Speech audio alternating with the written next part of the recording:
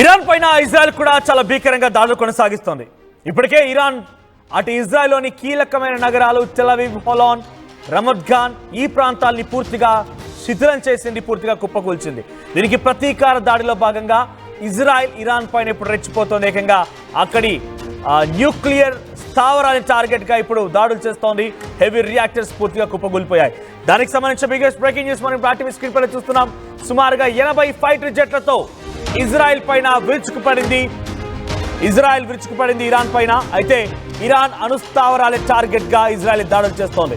ఇరాన్లోని ఇన్సహన్ అణుకేంద్రం పైన, ఇషాఫహాన్ అణుకేంద్రం పైన Israel attack చేసింది. అయితే ఇజ్రాయెల్ దాడిని అటు ఇరాన్ కూడా ధృవీకరించింది. ఎలాంటి రేడియేషన్ లీక్ అవ్వట్లేదని చెప్పి ప్రకటించింది. మరోసారి ఇరాన్ కమాండర్ను లేపేసింది ఇజ్రాయెల్. ఇరాన్లోని బాలిస్టిక్ క్షిపణుల తయారీ కేంద్రం పైన దాడులు చేసింది. సుమారుగా 25 ఫైటర్ జెట్లని ఇజ్రాయెల్ పూర్తిగా కుప్పకూల్చేసింది. దాటిని కూడా నేలమట్టం చేసింది. చూస్తున్నటువంటి విజువల్స్ అన్ని కూడా ఇజ్రాయెల్ డిఫెన్స్ ఫోర్స్ విడుదల చేసిన దృశ్యాలవన్నీ కూడా. సో ప్రస్తుతానికి ఇషాఫహాన్ అటువంటి ప్రాంతంలోని ఆ కీలకమైనటువంటి స్థావరాల టార్గెట్ గా, న్యూక్లియర్ స్థావరాల టార్గెట్ గా ఇజ్రాయెల్ ఇరాన్ పైన దాడి చేసి వాటి కుప్పగూల్చే ప్రయత్నం చేసింది. సో దీంట్లో అక్కడ ఒక కీలకమైనటువంటి అధికారి కూడా పూర్తిగా ఈ దాడిలో మరణించినట్టు తెలుస్తోంది. అమిన్ ఫర్ జుద్కి అనేటువంటి వ్యక్తి కూడా UAV అన్మాన్డ్ ఏరియల్ వెహికల్స్ ని ప్రయోగించేటువంటి ఆ వ్యక్తి దుర్మరణ పాలయ్యారు. సో ప్రస్తుతానికి ఈ దాడిలో మరొక ఇరాన్ అధికారి మరణించడం ఇరాన్ దేశానికి కొంత డెఫినెట్ గా అచేతన అవస్థలు నెట్టేస్తోంది. సో ప్రస్తుతానికి 80 ఫైటర్ జెట్లని కుప్పకూల్చింది ఇజ్రాయెల్. సో దాంతో పాటుగా 25 ఫైటర్ జెట్ల పైన విరుచుకుపడింది. సో ఇరాన్ అధికారులు పేర్కొన్నారు. ఈ విషయాన్ని ఇరాన్ అధికారులు ధృవీకరించారు. సో ఇప్పటి వరకు ఎటువంటి ప్రమాదకర వాయువులైతే ఆ ఇషాఫహాన్ న్యూక్లియర్ స్థావరాల నుంచి మాకు లీక్ అవ్వడం లేదన్నట్టుగా ఇరాన్ చెప్తోంది. అయితే ఇజ్రాయెల్ ఫైటర్ జెట్లని ఇస్లామిక్ రెవల్యూషనరీ గార్డ్స్ వైమానిక దళం డ్రోన్ యూనిట్స్ కమాండర్ చంపాయని IDF ప్రకటించింది. సో ప్రస్తుతానికి ఇజ్రాయెల్ ఫైటర్ జెట్లని ప్రయోగించి అటు ఇస్లామిక్ రెవల్యూషనరీ గార్డ్స్ వైమానిక దళం పైన, అక్కడ ఒక అధికారి పైన, అమీన్ ఫర్ జుదిక్ అనేటువంటి వ్యక్తి పైన ఈ దాడులు కొనసాగాయి. ఈ దాడుల్లో ఆయన మరణించినట్టు కూడా తెలుస్తోంది. దీని ఏకంగా ఇరాన్ కూడా ధృవీకరించింది. సో ప్రస్తుతం టెల్ అవీవ్ పైన ఇరాన్ చేసిన వందలాది డ్రోన్ దాడులకి వ్యతిరేకంగా ఇప్పుడు ప్రస్తుతం ఆయన కాల్పులు జరుపుతున్నారు. కాల్పులు జరిగే అవకాశం కనబడుతోంది.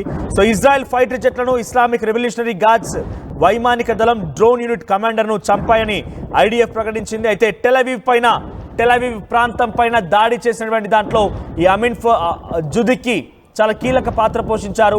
UAV మొత్తాన్ని కూడా ఆయన లీడ్ చేశారు. అయితే ఆయన ఏకంగా హతమార్చామని చెప్పి చాలా బాహాటంగా చెప్తోంది ఇజ్రాయెల్. టెహరాన్ సహా ఇరాన్లోని ఇతర ప్రాంతాలను కూడా లక్ష్యాలుగా చేసుకొని ఇజ్రాయెల్ యుద్ధ విమానాలు ప్రదర్శిస్తోంది. ఏకంగా టెహరాన్ ప్రాంతంలో ఉన్నటువంటి ఆ వైమానిక స్థావరాల్ని పూర్తిగా మట్టుపెట్టడంతో పాటుగా గగనతలాన్ని పూర్తిగా కూడా అదుపులోకి తీసుకుంది. 25 యుద్ధ విమానాలతో దాడులు ప్రారంభించింది. దాడులు కొనసాగుతున్నాయి. కాస్పియన్ సముద్రం సమీపంలోని రాస్త్ నగరం పైన కూడా టెల్ అవీవ్ బాంబులతో విరుచుకుపడింది. ఇక దీనికి ప్రతిగా ఇరాన్ చేస్తున్నటువంటి దాడిలో గోలాన్ హైట్స్లను అనేక ప్రాంతాల్లో కూడా సైరన్లు మోగుతున్నాయి. ప్రస్తుతానికి ఇజ్రాయెలే కాదు, ఇరాన్ కూడా దాడులు కొనసాగిస్తుంది. Ramat Gan, Holon, Haifa region, Tel Aviv ప్రాంతాలపైన కూడా ఇరాన్ దాడులు చేస్తోంది. ఏమాత్రం ఇరు దేశాలు కనీసం దీన్ని నియంత్రిద్దామనే ఆలోచనలో కూడా లేవు. ఏమాత్రం కూడా దీన్ని నిలువరిద్దామా, ఏమాత్రం కూడా దీన్ని కంట్రోల్ చేద్దామనే ఆలోచనలో కూడా ఉన్నట్టుగా కనిపించడం లేదు. భీకరంగా దాడులు కొనసాగుతున్నాయి. ఒక దీపావళి రోజున ఎటువంటి బాంబుల శబ్దాలు, గాల్లో ఆ మెరుపులు శబ్దాలు అయితే మనం వింటామో అటువంటి సిచ్యువేషన్ నెలకొంది ఇరు దేశాల మధ్యలో. అటువంటి ఇరాక్ కూడా కొంత గగనతలంపై నుంచి ఆంక్షలు విధించింది. సో అటువైపు నుంచి దాడులు జరుగుతున్నాయి, ఇటువైపు నుంచి దాడులు జరుగుతున్నాయి. మధ్యలో మాకు చాలా తీవ్రమైనటువంటి ఆంక్షలు విధించాల్సి వస్తోంది. గగనతలం పైన కూడా పూర్తిగా మీరే అటాక్ చేస్తూ ఉంటే మాకు భయం కలుగుతుందన్న ఒక మాటలో కూడా ఇరాక్ చెప్తోంది. సో శుక్రవారం IDF సిబ్బందితో జరిగిన సమావేశంలో ఏకంగా ఇజ్రాయెల్ రక్షణ మంత్రి కాట్జ్ ఒక విషయం చెప్పారు. ఇంటెన్సిటీ పెంచండి, ఇంకా ఈ దాడులను పెంచండి, తీవ్రతరం చేయండి. ఏ క్షణం నుంచైనా మనం పూర్తిగా ఇరాన్ని పూర్తిగా మట్టు పెట్టాలని లక్ష్యంగా ముందుకు వెళ్ళాలని చెప్పేటువంటి ఒక మాటని ఇజ్రాయెల్ డిఫెన్స్ ఫోర్స్కి ఇజ్రాయెల్ రక్షణ శాఖ మంత్రి కాట్జ్ చెప్పుకొచ్చారు. ఇంటెన్సిటీ పెంచి ఇరాన్ని ఇంకా మట్టు పెట్టండి.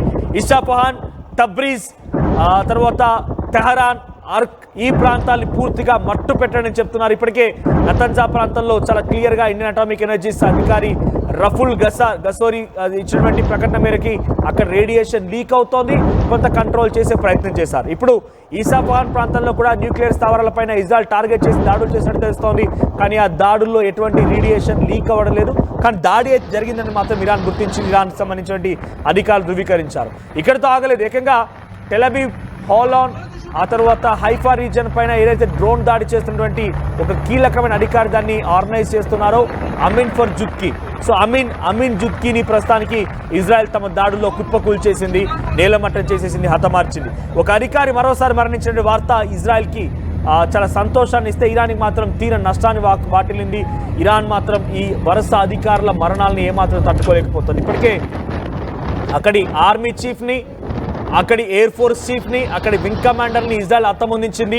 మొదటి రోజు దాడిలోనే సుమారుగా 20 మందికి పైగా అధికారాన్ని నేలకూర్చింది, కుప్పకూర్చేసింది. అప్పటికే అచేతనావస్థలకు వెళ్ళిపోయినటువంటి అలీ ఖమేనీ ఏం చేయాలో తోచక రష్యా అధ్యక్షుడి యొక్క సూచనలు పాటిస్తే ఏకంగా ఆయన ఒక గుహలో దాక్కున్నారు, ఒక బంకర్లో దాక్కున్నారు. అక్కడ తన కుటుంబంతో సహా అక్కడే ఉండిపోయారు. ఇప్పుడు ఏం చేయాలో దిక్కుతోచలేదు. ఇక్కడ వచ్చిన అటవీ పైన అమీన్ జుత్కి ఈయనే అధికారి. సో ఈయననే ఇప్పుడు ఇజ్రాయెల్ కుప్పకూల్చింది. సో ఈయనే అన్మాన్డ్ ఏరియల్ వెహికల్స్ యుఏవి డ్రోన్స్ని అటు ఇజ్రాయెల్ వైపుగా ప్రయోగించింది ఇతనే. సో ఈయననే ఇప్పుడు ప్రస్తుతానికి ఇజ్రాయెల్ హతమార్చినట్టుగా ప్రకటించింది ఇజ్రాయెల్ డిఫెన్స్ ఫోర్స్. ప్రస్తుతం ఈ విషయాన్ని ధృవీకరించింది. ఇక్కడితో ఆగలేదు, ఇంకా దాడులు కొనసాగిస్తోంది. ఇంకా ఇప్పటికీ దాడులు కొనసాగుతున్నాయి. ఇజ్రాయెల్ కేవలం ఇరాన్ పైనే కాదు, హెజ్బొల్లా సంస్థ లెబనాన్ పైన కూడా ప్రస్తుతం ఇంకా దాడులు కొనసాగిస్తోంది. ఈరోజు ఉదయాన్నే హెజ్బొల్లా సంస్థలపైన దాడి చేసింది. నకువరా అనేటువంటి సౌతర్న్ లెబనాన్ ప్రాంతం పైన హెజ్బొల్లా సంబంధించినటువంటి వ్యవస్థ అక్కడ ఉంది, అక్కడ సంస్థలు ఉన్నాయి, అక్కడ హెజ్బొల్లా సంస్థ ఉంది. మరింతగా ఇజ్రాయెల్ పైన దాడి చేసేటువంటి కుట్ర పడుతున్నటువంటి సమాచారం తెలుసుకున్నటువంటి ఇజ్రాయెల్, ఎందుకంటే ఇక్కడ గమనించండి, ఇజ్రాయెల్కి చాలా కీలకమైన సమాచారం దొరుకుతుంది. దానికి కారణం ముసాద్ లాంటి ఒక అద్భుతమైనటువంటి ఇంటెలిజెన్స్ సంస్థ వాళ్ళకి ఒక అణ్వస్త్రంగా ఒక డెఫినెట్గా ఒక సూపర్ పవర్గా ముసాద్ లాంటి ఒక ఇంటెలిజెన్స్ సంస్థ ఇజ్రాయెల్కి చేదోడుగా నిలుస్తోంది. ఎందుకంటే ముసాద్ ముందస్తుగానే పసిగడుతోంది, అటు అణుబాంబుని ప్రయోగించబోతోంది ఇరాన్ అనేది కూడా ముసాద్ చెప్పింది. ఇన్ఫాక్ట్ మీకు విషయం తెలుసా, ఇరాన్ భూభాగంలోనే సుమారుగా 3 అంతస్తుల భవనంలో ఇజ్రాయెల్ తమ డ్రోన్ ఫ్యాక్టరీని ఏర్పాటు చేసింది. ఆ డ్రోన్ ని ప్రయోగించింది కూడా ఇరాన్ భూభాగంలో నుంచే. అంటే ఎంతటి స్థాయిలో వారు ముందుకెళ్ళి అర్థం చేసుకోండి. ఇరాన్ భూభాగంలో నుంచే ఇరాన్ పైన దాడి చేసింది ఇజ్రాయెల్ అంటే అంతటి ఒక సామర్థ్యం ఇంటెలిజెన్స్ సంస్థతో, ముసాద్ లాంటి ఒక అద్భుతమైనటువంటి ఒక సంస్థతో ఇజ్రాయెల్ ముందుకు వెళ్తోంది. ఇప్పుడు హెజ్బొల్లా నుంచి కూడా తమకు దాడులు ఎదుర్కోబోతున్నాయి. హెజ్బొల్లా అధికారులు, హెజ్బొల్లాకు సంబంధించిన వ్యవస్థకు సంబంధించిన చీఫ్లు కూడా నిన్న ఒక ప్రకటన చేశారు. మేము యాక్టివ్ అయిపోయాం, మేము ఏ క్షణమైనా ఇజ్రాయెల్ పైన దాడి చేస్తాం, ఇరాన్కి సపోర్ట్గా నిలబడతాం అనేటువంటి ఒక మాటని హెజ్బొల్లా సంస్థకు సంబంధించిన అధికారులు, అక్కడి ఆ సంస్థకు సంబంధించిన వ్యక్తులు మాట్లాడడంతో ఇప్పుడు అలర్ట్ అయింది. సో ఈ నేపథ్యంలోనే లెబనాన్ ఉన్నటువంటి హెజ్బొల్లా సంస్థ పైన కూడా ఇజ్రాయెల్ దాడులు చేస్తున్నట్టు తెలుస్తోంది. Israel foreign minister to the group over possible involvement in the Iran and Israel conflicts. So ఆయన ఏం చెప్పారంటే, ఇజ్రాయెల్కి సంబంధించినటువంటి డిఫెన్స్ మినిస్టర్ క్యాట్స్ ఏం చెప్తున్నారంటే, సౌతర్న్ లెబనాన్లో వారంతా స్థావరాలు ఏర్పాటు చేసుకున్నారు, ఇజ్రాయెల్ పైన దాడి చేయడం కోసం అన్ని రకాల ఏర్పాటు చేసుకున్నారు. ఇరాన్ ఒక రకంగా హెజ్బొల్లా సంస్థకి మద్దతునిచ్చి వారికి యుద్ధ సామగ్రిని పంపించి మా పైన దాడి చేయమని చెప్పేటువంటి ఒక కుట్ర పన్నుతోంది. కాబట్టి ముందుగానే గమనించాం, అందుకే మేము హెజ్బొల్లా సంస్థని కూడా లేపేస్తున్నాం. హెజ్బొల్లా సంస్థని సౌతర్న్ లెబనాన్ వంటి ఆ ప్రాంతాన్ని పూర్తిగా కూడా మట్టు పెడుతున్నామని ఇజ్రాయెల్ డిఫెన్స్ మినిస్టర్ క్యాజ్ చెప్తున్నారు. సో ఈ క్రమంలో overnight and Israel navy vessel struck and Hezbollah Radwan force terrorist infrastructure site in the area of southern Lebanon ప్రాంతంలో ఓవర్ నైట్ లోనే ఇజ్రాయెల్ నావీ బృందం అక్కడికి చేరుకొని వారందరినీ కుప్పకూల్చిందనే మాటని క్యాట్స్ చెప్పుకొచ్చారు. అయితే adding that the site was used by Hezbollah to advance terror attacks against Israeli civilians. So Israeli civilians పైన దాడులు చేయాలి కుట్రలు పన్నుతున్నట్టుగా తమకు ముందస్తుగా పక్కా సమాచారం ఉంది. ఈ నేపథ్యంలోనే తమ నావీ సిబ్బంది అక్కడికి పంపించి వారిపైన అటాక్ చేయించామని చెప్తున్నారు. సో సుమారుగా ఈ యుద్ధం నేపథ్యంలో అటు అమెరికా తమ పౌరులని ఎంబసీ అధికారులను తరలిస్తోంది ఇజ్రాయెల్ నుంచి, ఇరాన్ నుంచి, ఇటు జర్మనీ తరలిస్తోంది. ఏకంగా ఇండియా అయితే ఇప్పటికీ సుమారుగా 1000 మంది విద్యార్థులని ఇరాన్ నుంచి తమ దేశంలోకి తీసుకొచ్చినట్టు తెలుస్తోంది. ఆ పౌరులని కాపాడుకోవడం కోసం ఎట్టి పరిస్థితుల్లో వెనక్కి తగ్గేదే లేకుండా వారంతా కూడా ప్రయత్నాలు చేస్తున్నారు. సో ప్రభుత్వం ఎప్పటికప్పుడు అక్కడ ఉన్నటువంటి ఇండియన్ పౌరులతో అక్కడ ఉన్నటువంటి అధికారులతో మాట్లాడుతూనే ఉన్నారు, వారితో సంప్రదింపులు జరుపుతూ ఉన్నారు. అర్మేనియా బార్డర్ వెంట నుంచి వారందరినీ కూడా ప్రత్యేక యుద్ధ విమానాల ద్వారా భారత్కి తరలించే ప్రయత్నం చేస్తున్నారు. ఎస్, మీరు ప్రస్తుతం చూస్తున్నటువంటి ఈ విజువల్స్ అన్ని కూడా ఐడిఎఫ్ రిలీజ్ చేసినవే. Israel defence force and Iran armed force release చేసిన దృశ్యాలు ఇవన్నీ కూడా. సో మీరు ఎక్స్క్లూజివ్గా దృశ్యాలను ఆర్టీవీ స్క్రీన్ పైన చూస్తున్నారు. సో దీంట్లో మీరు గమనించండి, ఒకటి ఎక్కడ చూసినా ఒక భారీ విస్ఫోటనం, అంటే న్యూక్లియర్ స్థావరాల టార్గెట్గా దాడులు జరుగుతున్నాయి. ఆ న్యూక్లియర్ స్థావరాల టార్గెట్గా దాడులతో పాటుగా మహానగరాలు, ఎత్తైన బిల్డింగ్స్, గవర్నమెంట్ ఆఫీసులే టార్గెట్గా కొనసాగుతున్నాయి. సో ఇక్కడ ruled by extremist regime. Extremist అంటే ఇక్కడ ఖమేనీ గురించి ఇజ్రాయెల్ చెప్తోంది. Iran's extremist regime threatens global security must be stop. Israel defence force ఏమంటుందంటే ఒక ఎక్స్ట్రీమిస్ట్, ఒక నియంత చేతిలో ఉన్నటువంటి ఒక రాజ్యం పూర్తిగా కూడా ప్రపంచ అశాంతి కోసం ప్రయత్నం చేస్తోంది. మనం వెంటనే దాన్ని ఆపాలి, ఆ నియంతని మట్టు పెట్టాలి అనే ఒక మాటని ఇజ్రాయెల్ డిఫెన్స్ ఫోర్స్ చెప్తోంది. ఒక అఫీషియల్ వీడియో కూడా విడుదల చేసింది. సో ప్రస్తుతానికి ఈ విజువల్స్ అన్ని కూడా ఆయా ఇరాన్ మిలిటరీ లేదా ఇజ్రాయెల్ డిఫెన్స్ ఫోర్స్ విడుదల చేసినవే. ఇది తప్పకుండా అథెంటిక్గా 2-3 సార్లు ధృవీకరించుకున్న తర్వాత ఆర్టీవీ మీకు ఈ విషయాన్ని చెప్తోంది. సో ప్రస్తుతానికి ఈ visuals Iran defence force, Israel defence force, Iran armed force విడుదల చేసినటువంటి ఆ పక్కా దృశ్యాలు. ఇరాన్ ఆపరేషన్ ట్రూ ప్రామిస్ 3 పేరిట టెల్ అవీవ్, హైఫా, హోలాన్, బీర్షబా ఈ ప్రాంతాలను ఎక్కుపెట్టి, రమద్ఖాన్ లాంటి ప్రాంతాలను ఎక్కుపెట్టి ఇజ్రాయెల్ దాడులు కొనసాగిస్తూ ఉంటే, ఇటువైపుగా ఇరాన్ ఏమో ఆపరేషన్ రైజింగ్ లైన్ పేరుతో టెహరాన్, ఇషాఫహాన్, తబ్రీజ్, నతన్జా ఈ ప్రాంతాలు టార్గెట్గా దాడులు చేస్తోంది. ఈ దాడులు ఇప్పట్లో ఆగేలా లేవు. ఈ దాడుల్లో మరోసారి ఇజ్రాయెల్ మరొకసారి ఇరాన్ అధికారి పైన టార్గెట్ చేసి అమిన్ జుద్కి అటువంటి ఒక అధికారిని, ఇరాన్ అధికారిని నేలమట్టం చేసింది, నేల కురిపించేసింది. ఇక బ్రిటన్లోకి ఇరాన్కి మద్దతుగా ఉన్నటువంటి పాకిస్తానీ సంబంధించిన యువకులు కూడా ఎంట్రీ ఇచ్చారు. బ్రిటన్ ఉన్నటువంటి ఎయిర్ ఫోర్స్ స్థావరం పైన వాళ్ళు టార్గెట్ చేసుకొని ధ్వంసం చేసేందుకు వెళ్ళిపోయి అక్కడ కొంత ఆందోళన కలిగించే విధంగా ఎర్ర పెయింట్, అక్కడ రెడ్ పెయింట్ వేసి వచ్చారు. అంటే మేము ఇక్కడి వరకు రాగలిగాం అంటే అర్థం చేసుకోండి మా స్ట్రెంత్ ఏంటనేటువంటి విషయాన్ని వారు చెప్తున్నారు. సో ప్రస్తుతం ఇజ్రాయెల్ డిఫెన్స్ ఫోర్స్ ఒక మాట చెప్పింది, అదేంటంటే Sayyid Izadi, a founder of Iranian regime's plan to destroy Israel was eliminated in a precise IDF strike in the area of Qom అనేటువంటి ఒక ప్రాంతంలో అటు ఇరానియన్ రెజిమీ సంబంధించినటువంటి, అంటే అక్కడ ఇరానియన్ రెజిమీ అనేటువంటి ఒక సంస్థకు సంబంధించినటువంటి సయ్యద్ ఇజాది అనేటువంటి ఒక వ్యక్తిని హతమార్చామనేటువంటి ఒక మాటని ఇజ్రాయెల్ డిఫెన్స్ ఫోర్స్ చెప్తోంది. Izadi was also the commander of Pakistan corps of the Quds force, a key coordinator between Iranian regime and Hamas. Iranian రెజిమీకి అటు హమాస్కి మధ్యలో ఒక మధ్యవర్తిత్వం వహించినటువంటి సయ్యద్ ఇజాది అనే వ్యక్తిని కూడా హతమార్చామని చెప్పి చెప్తోంది ఇజ్రాయెల్. సో ఎట్టి పరిస్థితుల్లో వెనక్కి తగ్గేలా కనిపించలేదు, ఇంకా దాడులు కొనసాగుతున్నాయి. సో ఈ దాడుల పైన ఎటువంటి రియాక్షన్ ఇరాన్ ఇస్తుందో చూడాలి. మరి ప్రస్తుతానికైతే ఆ కీలకమైన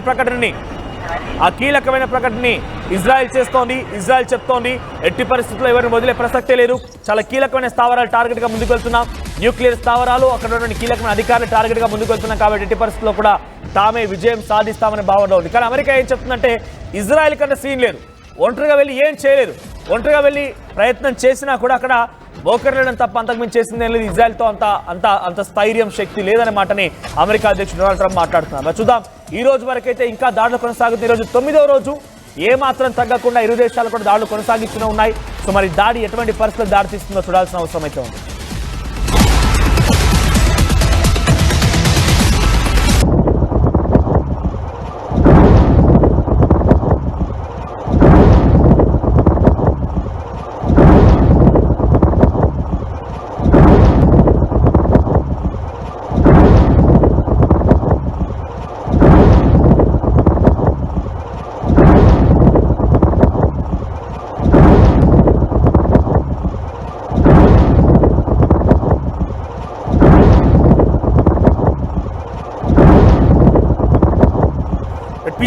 మ్యాప్ కలెక్ట్ చేసే ప్రయత్నం చేయండి, మ్యాప్ తీసుకోండి.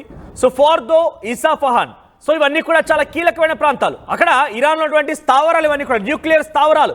తెహరాన్ కూడా ఒక న్యూక్లియర్ స్థావరమే, తబ్రీజ్ కూడా ఒక న్యూక్లియర్ స్థావరమే. నతన్జా స్థావరాన్ని ఇప్పటికే కూల్చేసి రేడియేషన్ లీక్ కారణమైంది ఇజ్రాయెల్. దాని ఏకంగా ఇంటర్నేషనల్ అటామిక్ ఎనర్జీ ఏజెన్సీ సంబంధించిన అధికారి రఫేల్ గసోరి దాన్ని ధృవీకరించారు. రేడియేషన్ లీక్ అవుతుందని చెప్పారు. ఆ తర్వాత కంట్రోల్ చేసే ప్రయత్నం కూడా చేశారు. ఫోర్దో ప్రాంతం ఎక్కడుంది? టెహరాన్, ఇస్ఫహాన్, తబ్రీజ్ ఈ ప్రాంతాలు ఎక్కడున్నాయి? ఇవన్నీ కూడా పశ్చిమ భాగాన ఇరాన్ వైపుగా చాలా బార్డర్ వెంట ఉన్నాయి. సో ఇక్కడ డైరెక్ట్ గా ఇజ్రాయెల్ ఏం చేస్తోంది? ప్రెసిషన్ టార్గెట్స్ అంటోంది. ఇక్కడ నేను అందుకే చెప్తున్నాను, ఇక్కడ యుద్ధం నేపథ్యంలో ఏ దేశాల మధ్య యుద్ధం జరిగినా కూడా ఇది గమనించండి, ప్రెసిషన్ టార్గెట్స్ అంటే చాలా పక్కాగా వ్యూహాత్మకంగా పక్కా టార్గెట్ ని ఛేదించగలిగేదే ఈ ప్రెసిషన్ టార్గెట్స్. అంటే ఒక రకంగా నావిగేషన్. సో నావిగేషన్ ఉపయోగించి సయ్యద్ ఇజాదీని వాళ్ళు పూర్తిగా అంతమొందించారు. ఆయన ఏకంగా అటు హమాస్ హెజ్బొల్లా సంస్థలకి ఇటు ఇరానియన్ రెజ్మీకి మధ్యవర్తిత్వం వహిస్తున్నారు ఆయన. హమాస్ ని మాపై ఉసుగొల్పింది ఆయనే, హమాస్ ని మాపైన రెచ్చగొట్టింది ఆయనే, హెజ్బొల్లా సంస్థలకి యుద్ధ సామాగ్రి పంపిస్తుంది ఆయనే. సో ఇప్పుడు ఆయనే మేము మట్టు పెట్టాం. Sayyid Izadi was responsible for military coordination between senior commanders of the Islamic Revolutionary Guard Corps and key figures in the Hamas terrorist organization. One of the main orchestras of the October 7th massacre. October 7th రోజు ఏ స్థాయిలో అయితే ఇజ్రాయెల్లో దాడి జరిగింది చూసారా, Hezbollah సంస్థ, Hamas లాంటి సంస్థలు దాడి చేశాయో దానికి కారణమే ఈయన అనేటువంటి విషయాన్ని ఇజ్రాయెల్ చెప్తోంది. One of the founders of Iranian plan to destroy Israel. Iranian plans లో డెస్ట్రాయ్ ఇజ్రాయెల్ పూర్తిగా ఇజ్రాయెల్ డెస్ట్రాయ్ చేయడంలో చాలా కీలకమైన సూత్రధారి ఈయన కూడా అని చెప్తోంది. సో దానికి సంబంధించి అఫీషియల్ గా ఇజ్రాయెల్ డిఫెన్స్ ఫోర్స్ కూడా ఈ ప్రకటన చేసింది. సో ప్రస్తుతానికి ఇంకా ఈ దాడుల సంఖ్య కొనసాగుతోంది. ఒకసారి మీకు ఆ మ్యాప్ ని చూపించే ప్రయత్నం చేస్తాను. సో మీకు అర్థమవుతుంది చాలా క్లియర్ గా. పశ్చిమ భాగాన చాలా సమీపంగా ఇరాన్ కి బార్డర్ వెంట ఉండే ప్రాంతాలు ఇవన్నీ కూడా నతన్జా, టెహరాన్, అరక్, ఇస్ఫహాన్, తబ్రీజ్ ఇవన్నీ కూడా చాలా కీలకమైనటువంటి పశ్చిమ భాగంలో ఉన్నటువంటి ఆ ఫోర్దో ఇవన్నీ కూడా న్యూక్లియర్ స్థావరాలు.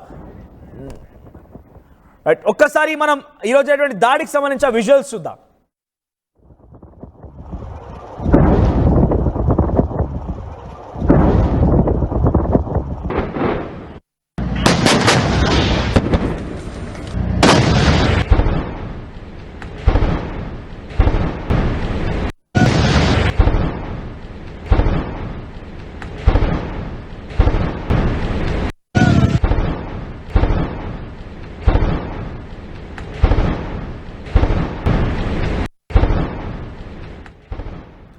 చూడండి ఇక్కడ ఫోర్దో, తబ్రీజ్, టెహరాన్. ఒకసారి మళ్ళీ ఆ మ్యాప్ ప్లే చేస్తాం మీకోసం. నేను ఒకసారి మ్యాప్ని హోల్డ్ చేయండి.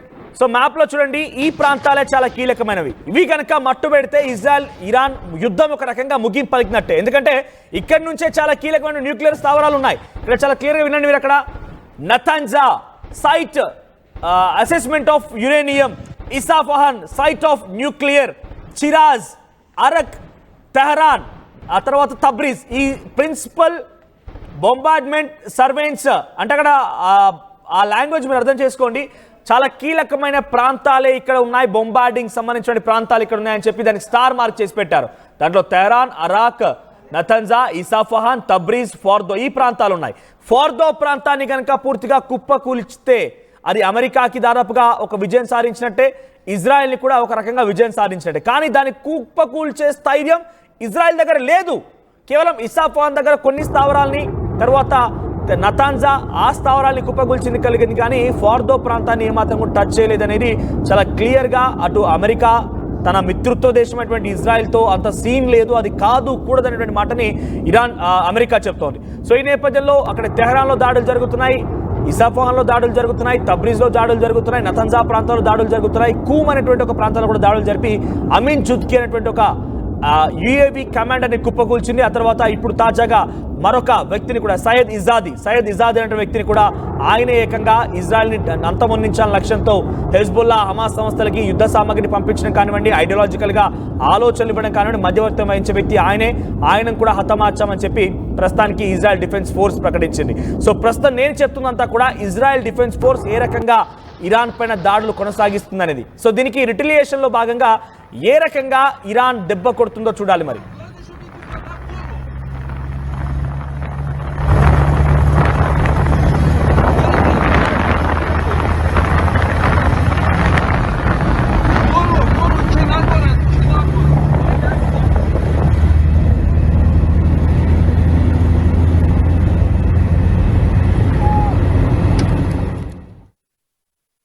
న్యూస్ కి ఫాస్టెస్ట్ యాప్ ఇప్పుడు టోటల్లీ న్యూ అవతార్లో జస్ట్ 5 సెకండ్స్ లో కంప్లీట్ న్యూస్, సోషల్ మీడియాలో ట్రెండ్స్ కి one stop solution, live TV app, voice search option తో ఇప్పుడే డౌన్లోడ్ చేయండి లేదా అప్డేట్ అయిపోండి.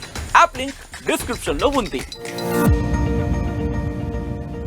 Enriching the learning experience with the leaders and resources of the world. KLH Global Business School.